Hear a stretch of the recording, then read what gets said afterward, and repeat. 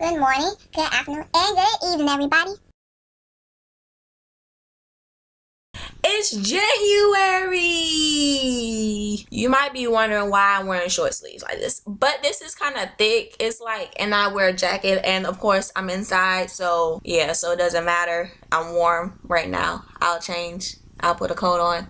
Don't worry. For some people, January means that they're waiting to hear back if they'll get to go abroad and work. Like me. For one thing, if you haven't seen any of my videos before, I've talked in at least one or two previous videos that I'm waiting to hear back from the JET program. The JET program is a Japanese exchange and teaching program for people all over the world to go to Japan. Only if you speak English pretty well, a native speaker or a fluent speaker of the English language, and you teach English in that country. So for people like me who are trying to go, I mean, you might have already talked to some people and, already, got an idea why you want to go, whatever, you already know, you got an idea. But for people who've never talked to anybody, doesn't know anybody who's ever traveled abroad but really has that interest, this is for you. But also, it's always nice to talk to other people, have their different perspectives, hear about what they dealt with, their experiences going abroad. So without a further ado, let's go. Hi, my name is Catherine Liggins, and I started off my teaching career as an ESL teacher in Japan.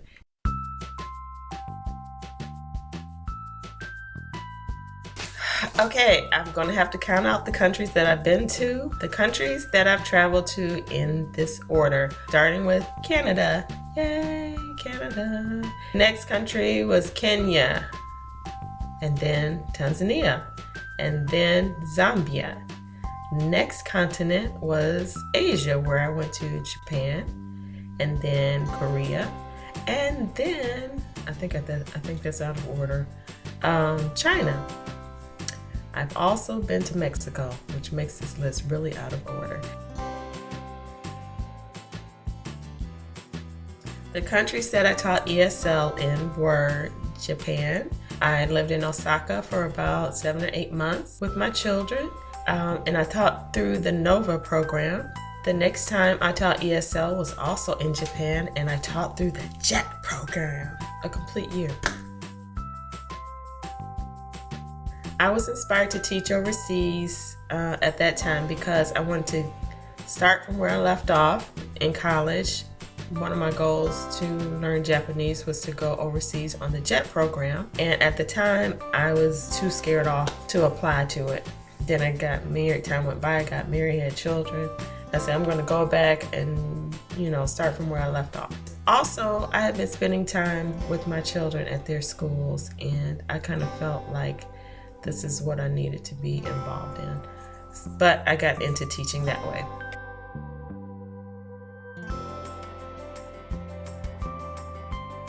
Okay, I decided to teach in Asia firstly because it seemed like the easiest opportunity to apply to, and at the time I had just taken 3 years of Japanese, and I thought it was a good opportunity to get comfortable with Japanese as well as earn money and have a great experience for my family. I would teach other places because it's kind of crazy, but I think I had gotten comfortable with Japan. Also because Japan is considered one of the safest countries in the world, and also has a pretty good track record in terms of healthcare. Yeah, that kind of made me stuck on Japan, but I would teach in other countries. I would like to go to non-European countries, but I would also teach in European countries. Part of my desire to teach overseas is a desire to know more about other cultures that may be related to my family history.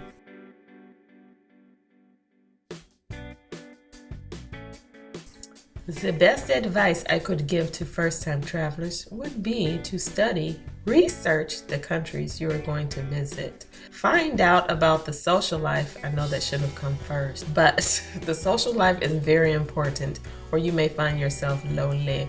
To get involved in the social life, also means adhering to cultural norms. So know about the social life. Know, obviously you want to be able to support yourself, get a better understanding of what you're going to be paid and what you'll be able to pay for it in order to support yourself. Healthcare is really important. Find out about the healthcare. Travel norms, find out what you need. Also in terms of healthcare, what kind of shots you need. That's another thing that I thought was great about going to Japan. Didn't need a lot of shots. And I had kind of a negative experience getting a bunch of them when I had to go to East Africa. That was not fun. Not fun at all. I was sore for a while.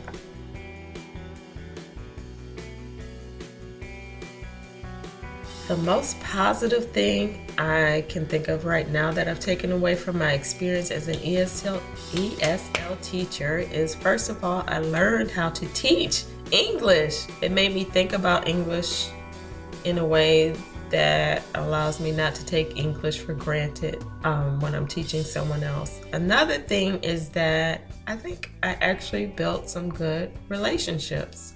I've made friends who I could say, I can call them up, not call them up because I'm not calling Japan, but email them and, hey, how you doing? I still have one or two friends on Facebook who are from the classes that I taught or from the neighborhood that I lived in.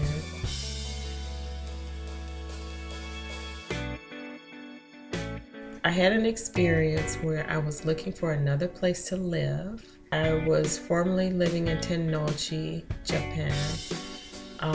That was in Osaka, Japan, and I had to find another place that was a little bigger for myself and my children.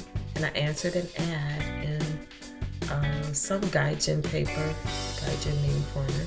It was for teaching and having an apartment. So when I went to investigate this place, I met the teacher and then I was introduced to the owner, this older Japanese man.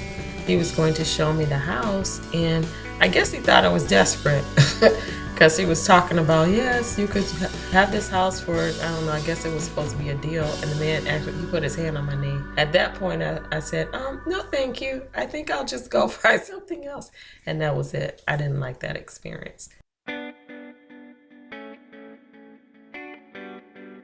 My future plans may include going to Quebec. I'd like to build up my French skills as well as have an experience living in a French-speaking country, which even though I studied French since the 4th grade, all the way up through college, I have never been to a French-speaking country. I don't think I've been to a French-speaking country. So I may just spend some time in Quebec. Since I have a teaching license here, I thought it would be a good idea to investigate teaching in Quebec.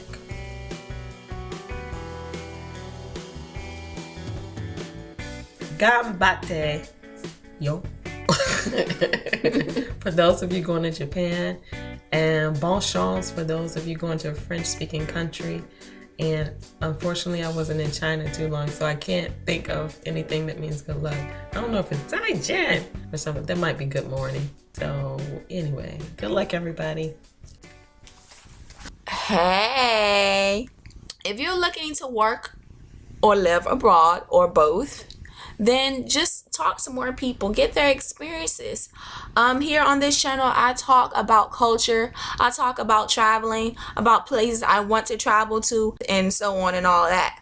But also I do book talks as well, or talk about books and book related things as well. So this is another thing I like to talk about because culture is so interesting. Like the people of different cultures and different backgrounds, it's just like the most exciting thing ever. I mean, don't you want to get to know somebody that's so different from you, that lived a life so different from you, or a different religion, different language, different whatever, like different environment? Like I just think that's awesome.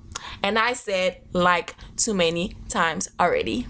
Yeah, I make videos every week and I will see you guys later. Bye.